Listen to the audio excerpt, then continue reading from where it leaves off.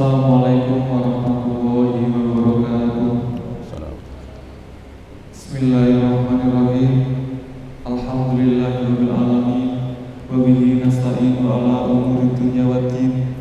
Sayyidina wa maulana Muhammadin wa ala alihi wa sahbihi wa barik wa sallim ajma'in, amma ba'du.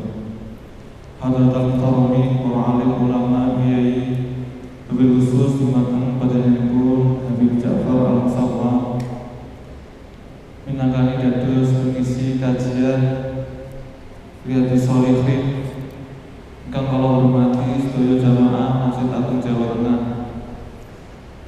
Puji syukur kita haturkan kepada Allah Subhanahu wa taala yang mana telah memberikan kita semua kesempatan, kesehatan, tetap iman, Islam, ihsan, sehingga kita dapat berkumpul di Masjid Agung Jawa Tengah dalam acara kajian kitab Riyadhus Shalihin tanpa ada suatu halangan apapun. Kedua kalinya salawat dan salam kita haturkan kepada junjungan kita Nabi Agung Muhammad SAW. Beliaulah satu-satunya Nabi yang dapat memberikan kita semua syafaat kelak di yaumil qiyamah. Semoga kita semua termasuk umatnya dan mendapat syafaatnya. Amin amin ya rabbal alamin. Pemirsa MAJT TV, pendengar Radio Dais, pendengar Radio FM yang saya hormati. Sebelum kita mulai kajian pada malam hari ini, mari kita buka dengan bacaan kitab. Liridhoillah wa li syafaati Rasulillah. Al-Fatihah.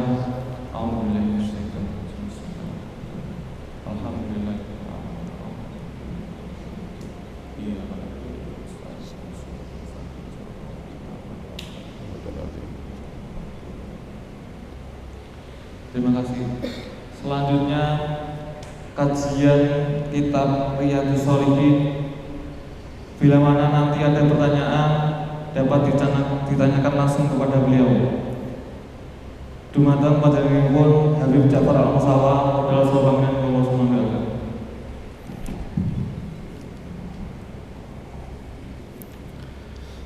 Assalamualaikum warahmatullahi taala wabarakatuh. Bismillahirrahmanirrahim. Alhamdulillahi rabbil alamin wa bihi nasta'in ala umurid dunya waddin. Summa salatu wassalamu ala imamil anbiya'i wal mursalin sayyidina wa habibina wa syafi'ina wa qurrati a'yunina wa maulana Muhammadin sallallahu alaihi wasallam wa ala alihi wa ashabihi ajma'in, amma ba'd.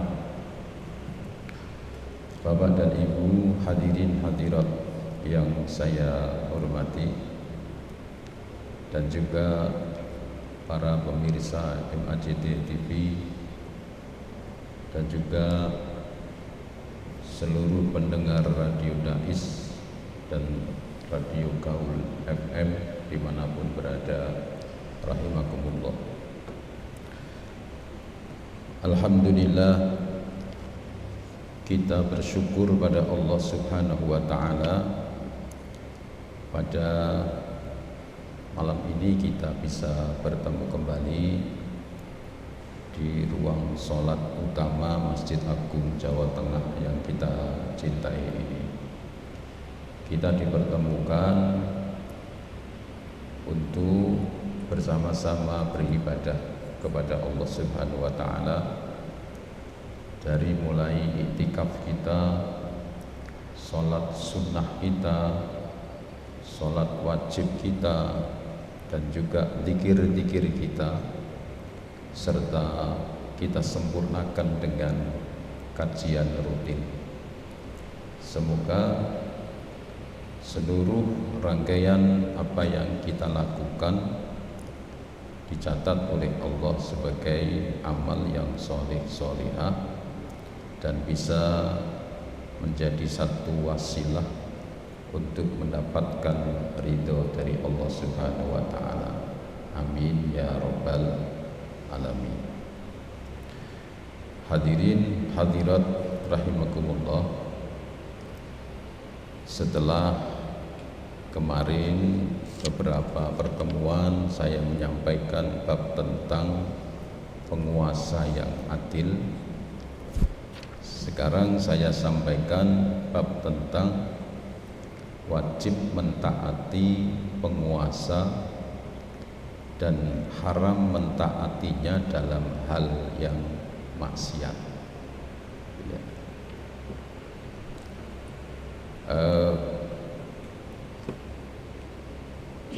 Saya mulai dari firman Allah yang terdapat di dalam surat An-Nisa,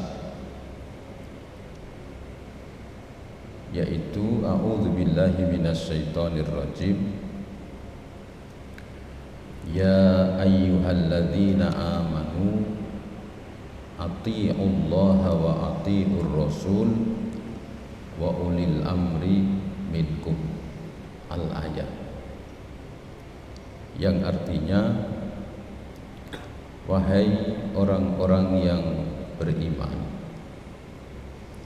taatilah kamu sekalian kepada Allah, taatlah kamu sekalian kepada Allah dan Rasulnya, serta orang yang memerintah kamu sekalian. Jadi ini menjadi satu perintah yang menjadi lazim, ya. Yang pertama adalah taat kepada Allah, tentunya tidak perlu diperdebatkan. Dan yang kedua, taat kepada Rasulullah.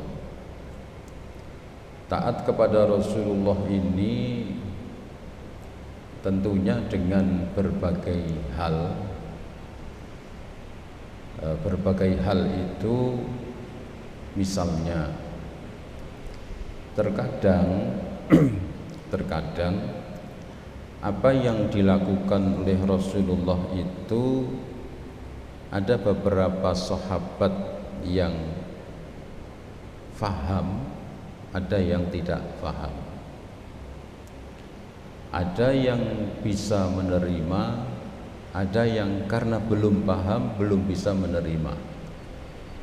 Begitu. Akan tetapi setelah beberapa penerangan atau keterangan dari Allah Subhanahu wa ta'ala, maka menjadi jelas.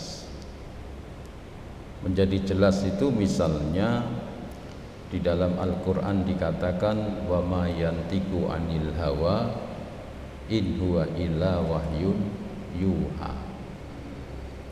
Jadi Nabi itu tidak berbicara yang berlandaskan nafsu emosi, tapi semata-mata wahyu dari Allah.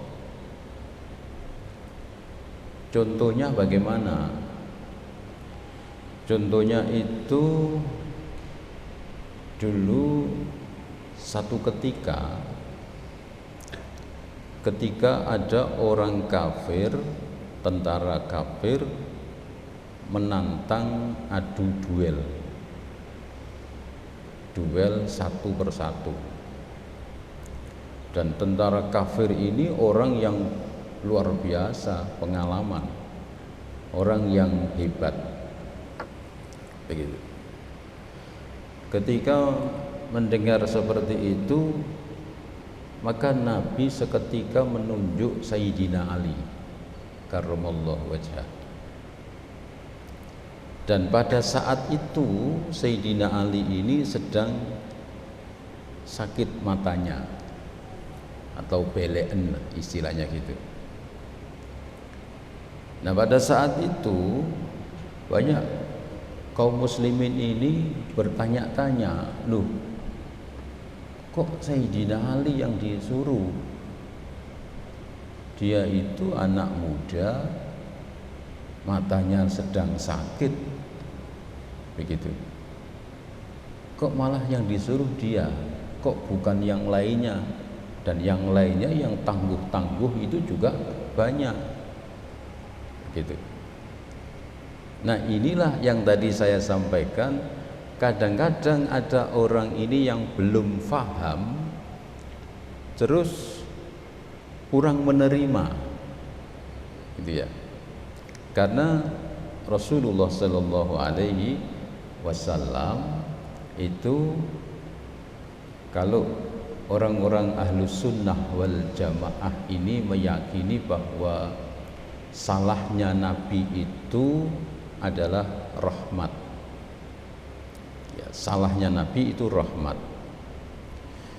Misalnya sekali tempo Nabi pernah sholat asar tapi sudah masuk waktu maghrib, dan Nabi melaksanakan sholat asar di waktu maghrib. Itu kan berarti ada kesalahan dari Nabi. Tapi salahnya Nabi itu bukan kayak kita. Kalau kita ini kan senangnya ngendi-ngendi, gosek kan gitu. Kalau Nabi tidak. Dalam perjalanan pulang, ya mungkin kurang sedikit lah ya hal-hal yang di luar teknis, buh untone ngelelet, buh piye, yang jelas akhirnya waktunya hilang. Dengan kejadian seperti itu, ini menjadi rahmat. Ya, coba kalau Nabi itu tidak melaksanakan sholat asar di waktu maghrib, bagaimana kita ini? Kita ini kan sering nggak sholat qadha? Sering nggak? Coba kalau tidak ada contoh mengqadha sholat, dan ternyata itu sholat harus diqadha, berapa hutang kita ini dalam seumur hidup kita ini? Maka kesalahan Nabi itu untuk dijadikan contoh bahwa kalau kamu sholat sudah masuk waktu sholat yang lain, tetap harus dikerjakan, begitu. Ini contoh. Kenapa dikatakan rahmat? Karena hanya sekali Nabi melaksanakan kesalahan itu, kekhilafannya itu. Tidak pernah kodok lagi.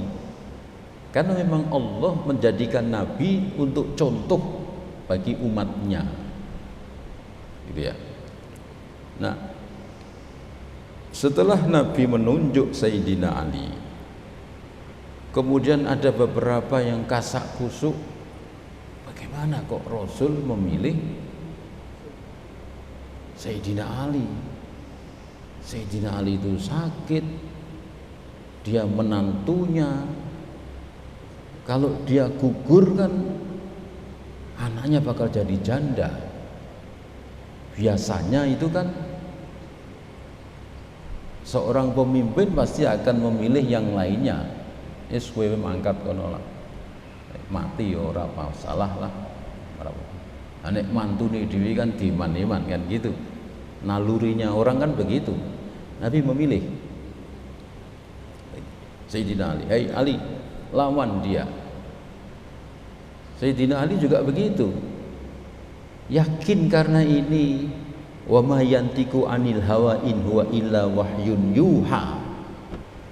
Kalau Nabi menunjuk, ini berarti Allah yang menunjuk, siap, begitu. Coba kalau ini orang biasa, lu buat jangan saya ini lagi sakit, ini mata saya, kan begitu. Itu aja, itu. Ini berdiri, maju, begitu. Setelah maju, Sayyidina Ali mengatakan, ya Rasulullah, bagaimana dengan mata saya? Bagaimana dengan mata saya? Jadi bukan mengeluh, saya sedang sakit ya Rasulullah, enggak. Bagaimana dengan mata saya? Mohon pendapat. Maka seketika biiznillah, Nabi punya mukjizat, diludahi kedua matanya, sembuh, begitu. Setelah bertanding. Ya. Musuh ini menganggap remeh. Lu lah kok kowe sing maju. Kowe iki bocah wingi sore. Cara gampangane iki nek aku menang ya namaku ora mumbul. Nek aku kalah ya isin. Kok kowe iki piye? Apa ora ana sing hebat-hebat? Begitu. Ada rasa meremehkan. Dan dia tidak tahu kemampuannya Sayyidina Ali karramallahu wajhah yang punya pedang Zulfikar. Itu ya. Awang bertanding remehke. Kan tidak boleh. Sepak bola kok meremehkan. Bayangkan kemarin itu sepak bola dunia itu. Sahabat sing wakil Asia sing meh mlebu ning semifinal itu lho. Maroko pun kuwi. Ya. Dientengke Asia yes. Roco-roco. Begitu luas. Argentina ditundukke ini kaget karena meremehkan gitu ya. Nah ini setelah melihat bagaimana kebijakan Rasulullah Sallallahu Alaihi Wasallam, mereka sami'na wa ata'na begitu. Tapi kalau dengan Allah kita tidak boleh. Kenapa kok begini? Kenapa kok begitu? Sholat kok subuh, isu-isu buat jam 7. Nah, karena jalukmu kan ngono, ya toh? Mbok beduk karo asar karo isya di podok ke subuh 2 rakaat wae. Nek karepmu kan kaya ngono kuwi, enteng. Ya. Tapi tidak seperti itu. Allah punya wewenang, ojo protes we. Nah, yang ketiga adalah wa ulil amri minkum. Dan orang yang memerintah kamu sekalian, pemerintah. Kenapa demikian? Saya pernah sampaikan bahwa Rasulullah Sallallahu Alaihi Wasallam itu mengatakan apabila kamu bepergian lebih dari 2 orang atau 3 orang berarti, maka pilihlah pemimpin rombongan. Jadi nek kowe lunga ya harus dipilih pimpinan rombongan. Ini masalah ini kalau kita enggak memilih pimpinan rombongan. Yang dipilih itu orang tentunya yang mengerti. Kita mau ziarah ke Jakarta, dipilih orang yang mengerti tentang Jakarta. Kue pemimpinnya meh lewat di terserah karena dia yang tahu. Jangan tidak dipilih pimpinan. Oh begitu jalan di tengah-tengah ana sing usul lewat kene wae. Kok mbek ndelok ikisan. Sing ki muni aja liwat kene wae. Ora mangkat-mangkat mandek ning dalan. Karena masing-masing merasa untuk dituruti. Tapi kalau sudah disepakati bertiga yang menjadi pimpinan rombongan si fulan, maka yang 2 ini harus sami'na wa ata'na. Begitu. Lewat sini terus melok wae. Mau dia sing ngerti. Kok meneh ning Jakarta serba lewat tol. Anek kowe ora mudeng Jakarta tujuanmu ning gone Tanjung Priok iso tekan ning gone apa Jawa Barat sing ndi sing Cengkareng pun tinggi ya. Karena orang ngerti begitu salah melebu pintu tol tekan kono kae. Jadi kita pilih, apalagi dalam sekup yang besar, kampung ora ono RT ini mawut rak kira-kira. Kampung ora ono RT ini, wong mlebu metu sak karepe wis. Kebanyakan orang itu kan apa? Keinginannya itu ora urusan mbek wong lah. Beda nek ono RT, dia punya tanggung jawab. Dikai tulisan. Tamu menginap lebih dari 24 jam harus melapor. Begitu. Ono wong dolan kok sampai jam 11 bengi parani demi keamanan. Kowe kok apel sampai jam 11 iki mang meh turu kene opo piye? Ngono. Coba nek ora ono RT ne. Bebas sak karepe dhewe. Ah nek sak karepe dhewe terus bagaimana? Ruwet. Dan begitu. Jadi harus ada pemimpin. Saya ambil contoh di perumahan saya. Ya. Perumahan saya itu rumah cuman 16 rumah. RT-nya ikut di RT sebelah. Jadi RT-nya tidak memantau karena perumahan itu klaster, buntu ditutup. Wis pokoke melok intuk tapi dia tidak mengawasi wong jaraknya kuwi. Jadi perumahan ora ono RT ne, ora ono sing ngurusi. Begitu. Setiap malam di pos itu banyak anak-anak muda, lanang wedok do kumpul ning kono sekian tahun, mungkin sekitar 2 tahun. Kita orang ngerti. Wis pokoke anggar aku lewat ya sembuh, ngono lah. Liyane ya sembuh. Dadi ora ono sing kaya RT kan bertanggung jawab. Nek wong biasa kan sudah urusanku kan ngono. Nah, ternyata di pos itu dibuat transaksi apa namanya? Obat terlarang. Apa tuh namanya itu? Narkoba. Ya. Dilalah.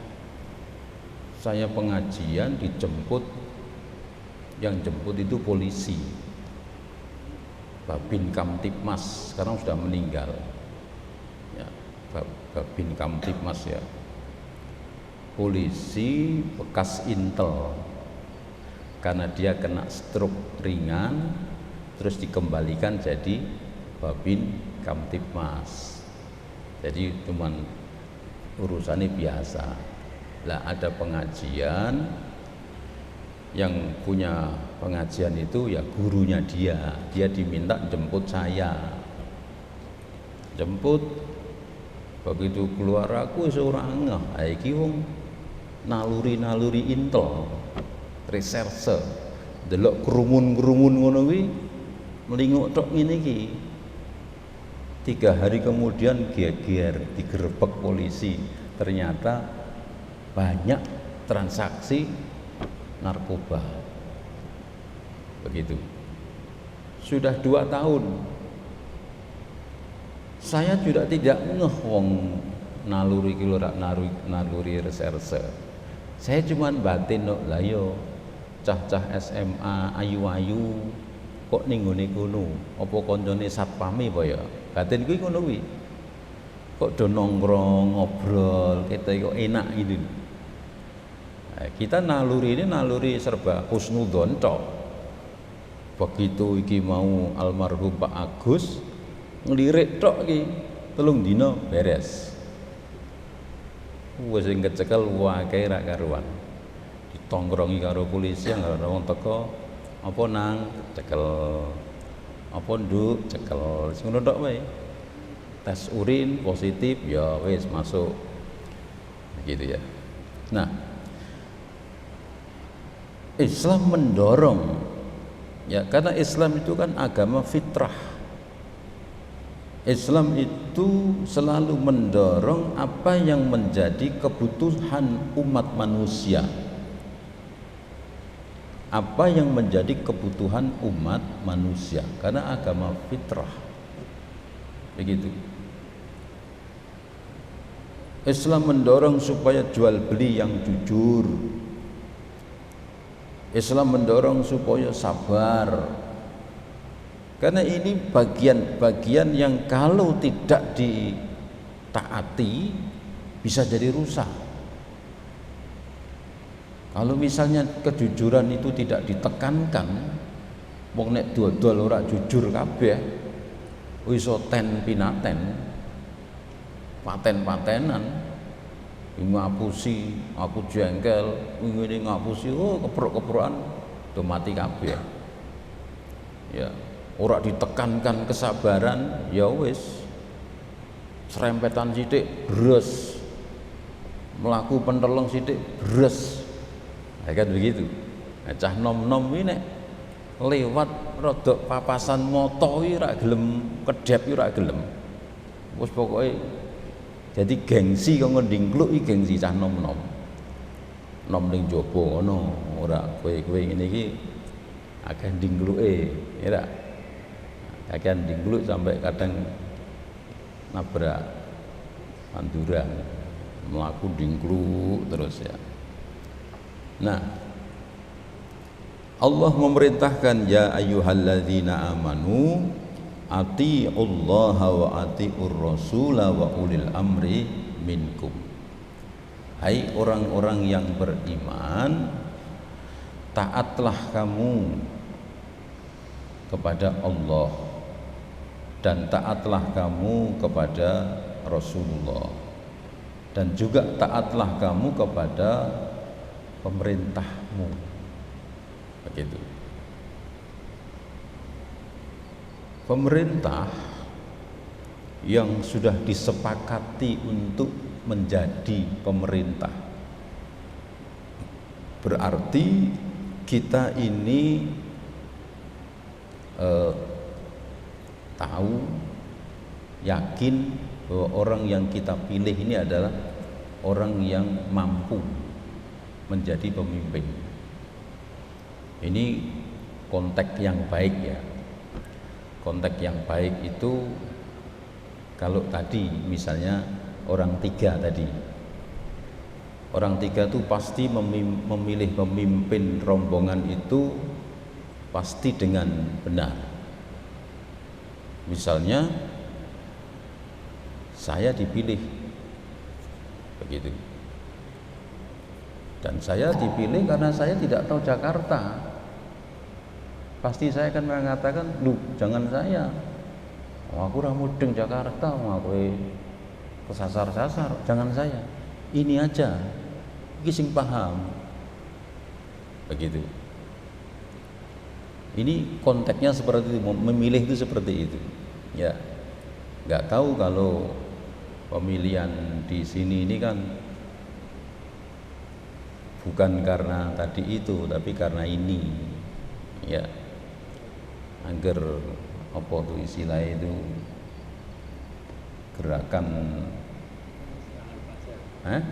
serangan fajar istilahnya, serangan fajar biasanya di desa-desa itu ya, calon lurah, calon kepala desa angger bar subuh ngono time nyebar sak omah diuncali 100.000.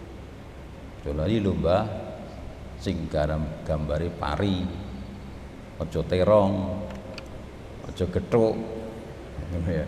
Gambare pari kuwi mbah iki sing dadi mbahe 100.000. Iya, tak iling-iling ngono. Itu kan nek di sini kan seperti itu. mbuh pari iki wong genah apa ora wallahu a'lam, sing penting 100.000 kuwi ya.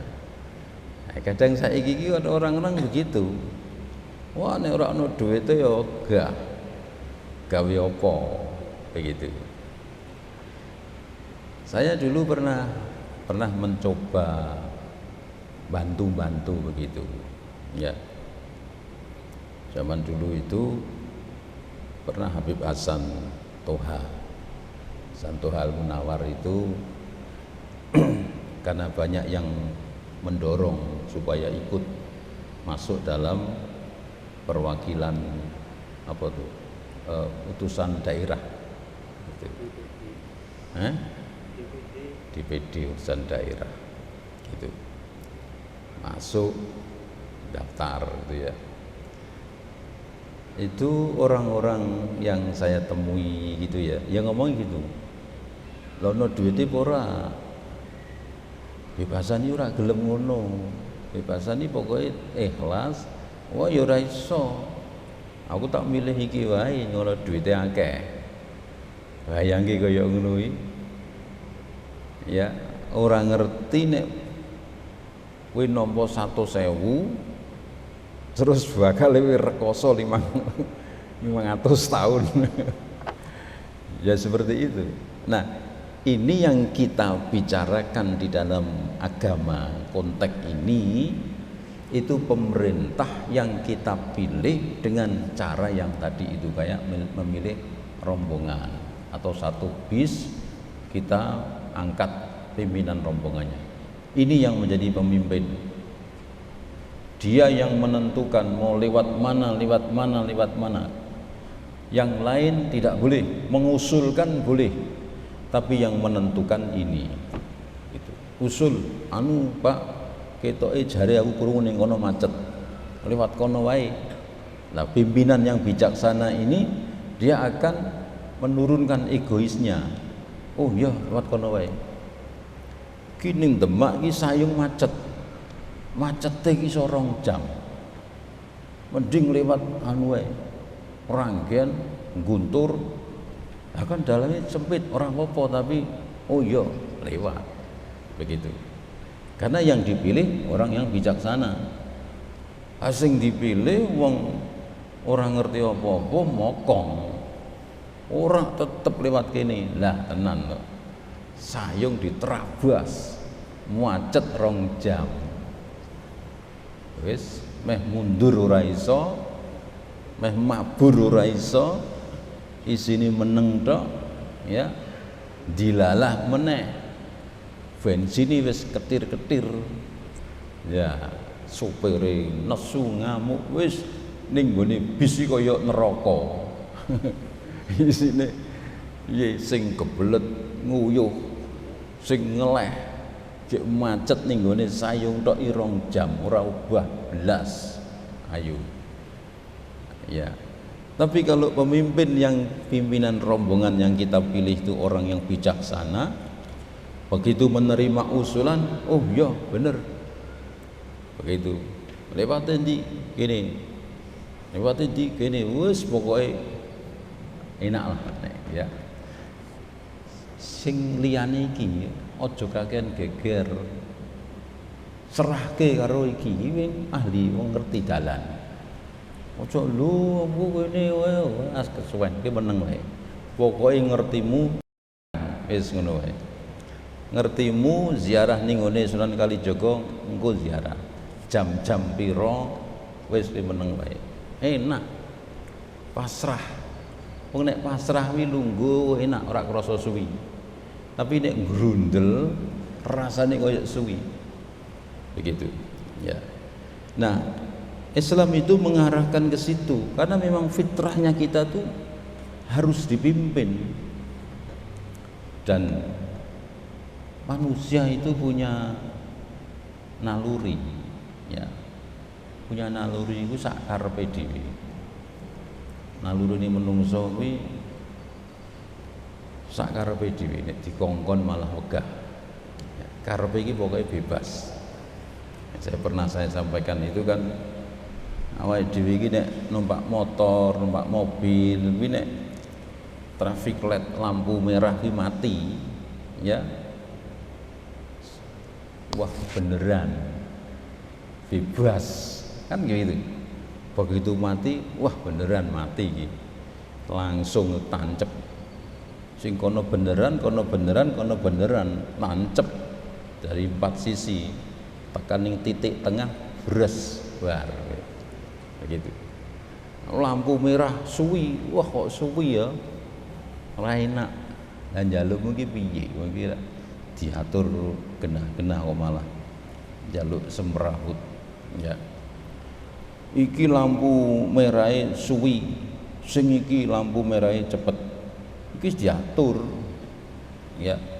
Sing ning kene iki lampu merah cepet, kenapa? Karena ini mobilnya wakeh. Sing ning kene iki lampu merah suwi karena ning kene jarang wong lewat. Nek jarang wong lewat kok mbok gawe lampu merah sedilut ijone suwi. Ki wong mobil telu lewat ini ra ono wong lewat, nganggur. Sing kene mbok balik, ya. Merah suwi ijone sedilut. Sing kene ben setiap wingi ono mobil 15, gek mobil telu abang. Berarti kan 13 ki mandek. Mlaku gek telu abang meneh, tambah meneh 15 meneh abar.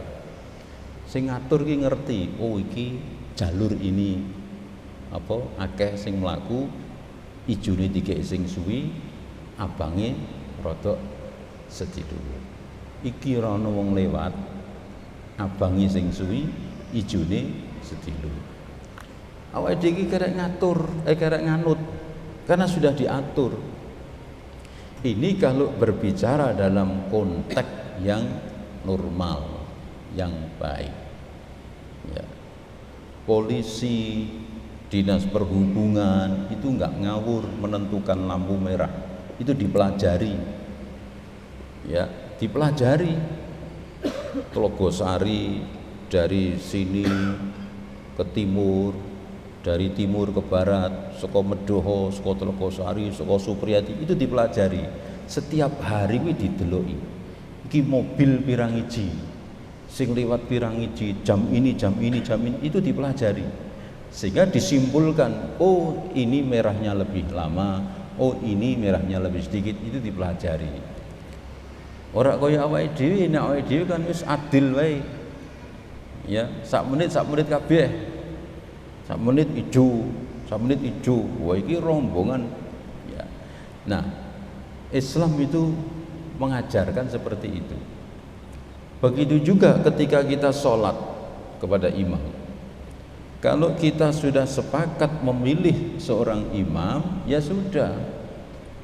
Kita kan sudah tahu, oh imam iki nek sholat cepat, oh imam iki nek sholat suwi. Ya, tinggal kita, mental kita diatur. Aja ngrundel. Oh nek ning Masjid Agung kuwi nek salat tarawih bacane 1 juz. Ya wis. Aja mbok koyo kono kae. Ina atoina kulhu, ina atoina kulhu. Ya wis salat ning kono. Gitu. Ya, jadi kalau kita ini mengikuti, insya Allah hati ini tenang, gitu ya. Saya kira cukup, ya. Ada waktu sedikit, monggo yang mau bertanya dipersilahkan. Ayo.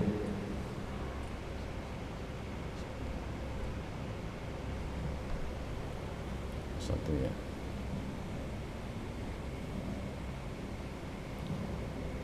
Ada enggak? Tapi mungkin ada yang lewat dia. Ada yang lewat dia enggak? Ada. Ya wis. Assalamualaikum warahmatullahi wabarakatuh. Waalaikumsalam warahmatullahi wabarakatuh. Orang yang tidak pernah melakukan sunnah yang diajarkan Nabi, apakah termasuk orang yang kebanyakan atau menyadarkan Nabi? Apa? Orang? Orang yang tidak pernah melakukan sunnah yang diajarkan Nabi, apakah termasuk orang yang kebanyakan atau menyadarkan Nabi? Orang yang tidak pernah pernah melaksanakan sunnah atau ajaran Nabi, ya. Sunnah itu kan banyak, ya.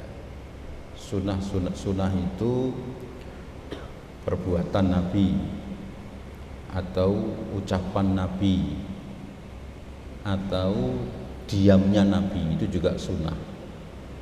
Jadi kalau Nabi melihat sesuatu kok diam, itu berarti boleh. Karena kalau itu tidak boleh, pasti Nabi bereaksi. Jangan begitu. Jadi kalau Nabi berbuat, maka itu sunnah, diikuti, dapat pahala. Atau kalau Nabi memerintahkan, itu juga sunnah, ya, dapat pahala kalau diikuti. Atau kalau Nabi diam, maka itu juga sunnah. Kalau kita menjalankan, itu juga termasuk dapat pahala. Nah, bagaimana orang yang tidak mengerjakan sunnah? Tidak mengerjakan itu kan ada dua. Satu, memang dia tidak mampu melaksanakan, ya, tidak mampu melaksanakan. Yang kedua, tidak mau. Buat apa? Begitu.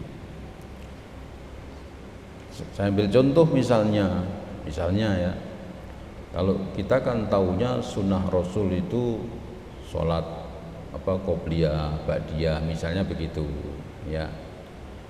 Sekarang saya ambil contoh, Nabi itu kalau dahar itu dengan 3 jari, itu sunnah. Berarti orang kalau makan itu harus sebaiknya 3 jari, terus dikunyah sampai 32 kunyah. Nah, orang tidak menjalankan. Nah, kalau diantem koyo iki mau, berarti orang jalankan sunnah. Sunnah yang bagaimana? Yang kita mampu, ya, atau tidak mampu. Ada orang misalnya jenggot dicukur. Kenapa kok dicukur? Karena saya nggak bagus kalau pakai jenggot, ya. Ada orang pakai jenggot itu tambah berwibawa, tambah ganteng, ya. Ono sing medeni malah lucu, ya. Jangan terus, oh ini sunnah Rasul, nggak boleh dicukur. Iya, ya, mau ditambah elek misalnya.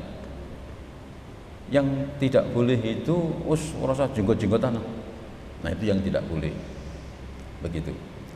Nah, kalau kita tidak mampu, misalnya kayak tadi itu, mangan ini aku raiso, aku ini mangan ngaruh sendok, ya. Nah, yang penting itu jangan mengatakan walah sunah-sunahan barang, itu yang tidak boleh. Begitu. Jadi saya belum mampu menjalankan sholat tahajud. Tahajud itu Nabi menjalankan dan memerintahkan. Saya belum mampu setiap malam sholat witir, saya belum mampu. Kalau misalnya ada orang mengatakan walah witir barang, yang penting sholat wajib kan, nah berarti dia tidak suka dengan kesunahan, dia tidak butuh dengan pahala. Ya sudah, seperti itu.